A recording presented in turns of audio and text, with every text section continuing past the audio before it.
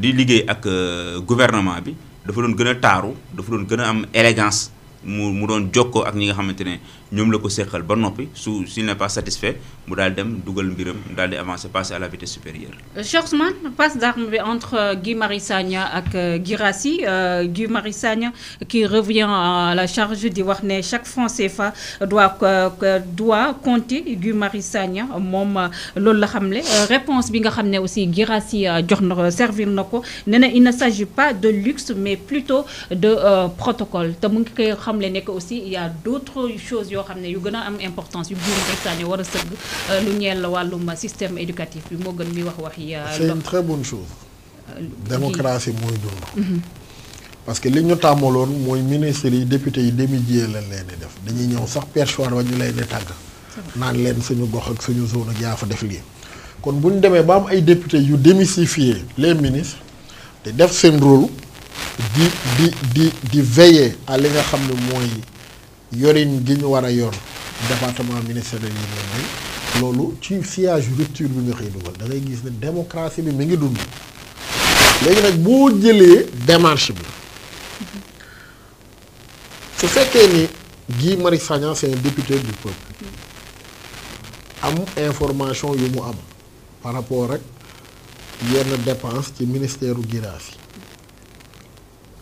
sauf preuve jusqu'à preuve du contraire Guy avait de très bonnes relations avec Guirassy il pouvait l'appeler monsieur le ministre j'ai entendu X ou Y mu tontu ko bu ko tontu bi satisfaire mun na ko bind am na yeneen voie yu mu mënoon utiliser plutôt que jël na ko parax ci mbedd bi c'est un peu jeter la personne dans la pâture. Donc yow da ngay rejoindre ku mel ni Curbis. non xaaral dana rejoindre ma kenn. Curbis yoonam newul ci coow li. non moom kay yoonam newul ci ci la non yoonam newul coow li danaa ci ñëw. moom yoonam newul ci coow li. gi ñoom ñaar liñ def d'accord naa ñoom ñaar ñëpp ñeneen ñi ci dugg la ci seen yoon newul dañ ca waroon keccat seen bopp. li gii def d'accord naa li Guirassy def d'accord naa mais mënoon nañ ko defee neneen gii amoon na yeneen voies yu mënoon utiliser ngir laaj Guirassy gii xam na Guirassy ànd nañ campagne am na de très bonnes relations ak moom mënoon na ko bind woo ko wala feneen yaa ngi comprendre kon jàpp naa ni mënoon na utiliser yeneen voies léegi nag njàpp dans un pays normal comme ni ko sëriñ bi doon waxee normé et calibré lii Guy Marius Sagna di laaj moom du député moo koy laaj. waaw déedéet toiwu classe bi màbb na professeurs yi amuñ table bu ñu toog mais loolu du sax lu ñuy laaj un ministre loolu c'est les inspecteurs d'académie bu réew mi jaaroon yoon laa la wax loolu du accès sax ci Guy ba mu koy laaj dans un pays normal je dis bien dans un pays normal boo xoolee question yi Guy laaj Guirassy loolu warul remonter sax ci ministre bi. Donc on a un sérieux problème c'est-à-dire le débat mënoo trancher mënoo ne Guirassy am dëgg mënoo ne Guy am dëgg li Guy interpellé Guirassy sax waru ci interpellé Guirassy ndax du rôle Guirassy. Mais comment ça moo nekk personne morale bi non liiral question ndax dans un pays normal lu mu ko laaj ba dafa bëri lu mu ko laaj bëri ay toit classe bi màbb na table banc yi damm nañ loolu la ñuy laaj ministre de la République quand même nañu waxtaan département ministériel mais le ministre ne gère pas table banc yi nekk fële loolu inspecteur d'académie yaa ngi fi donc da ngay gis ni démarche bi des na léegi nag beneen bi mooy man de bu ma doon Guy beneen démarche laa doon opté parce que question écrite yi itam bu yàggee opposition bi di ci jafandu pour s'opposer defar moo la taxoon jóg finalement da ngay affaiblir le régime kenn waxul nag Guy bu mu challenge député bu mu challenge bu ñu laaj mais challenge ak laaj am na yoon. boo ko fa bàyyee bu ko teg feneen mais yow député bu nekk mën na dugal ay questions écrites kan la gouvernement bi di liggéey. mënul nekk c'est pas sérieux quand même. Tout à fait. On les convoque yow tu as un gouvernement boo xam ne chaque mois dañuy ñëw assemblée mais na question écrite yi taxaw. yéen ñi def non.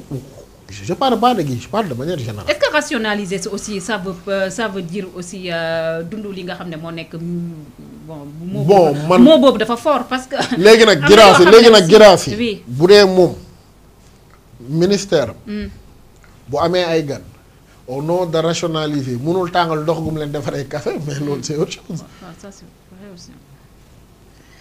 léegi nag xam nga lu ñu doon bañ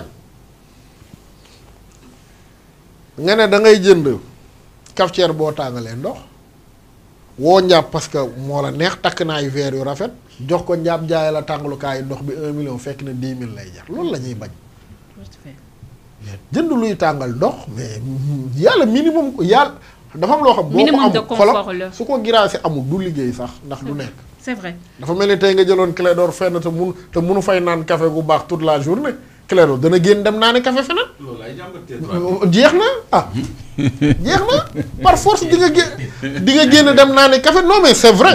su fekk par exemple dama la jox exemple man tey ma jël ko tey sama exemple boo ma jëloon fenn bëgg ma fa tënk de midi de 8h à 17h. mais te mënu ma fa naan café dinaa génn naani café feneen. c'est vrai. Queen Biz ak Waly Diouf Bodian ñoom dugg nañ ci wax ji. Queen yoonam new ci. j'ai beaucoup de respect pour elle mais yoonam new ci. ay kii sama xarit la du loolu la ñuy xaar ci moom na def joobam. Waly Diouf daf leen na mbasa gën tàcc seen coow li arrangé wul le gouvernement. Waly ki di indirectement li mu leen wax mooy coow li na fi yam. Guy Rassi titre d'un mauvais feuilleton politique. waaw mooy seen coow li na fi yam. seen débat bi arrangé wul la majorité au pouvoir. mais Queen elle n'avait pas à se mêler de ça. Clédor, Guy est-il dans son rôle de député? Mais moi je veux commencer par une question. Est-ce que de vous déposer à l'Assemblée nationale, sur le bureau de l'Assemblée nationale, la question écrite? Non. La question écrite n'est pas sur le bureau de l'Assemblée nationale. Non. Discutez-vous avec l'Assemblée nationale? Non, discutez-vous avec l'Assemblée.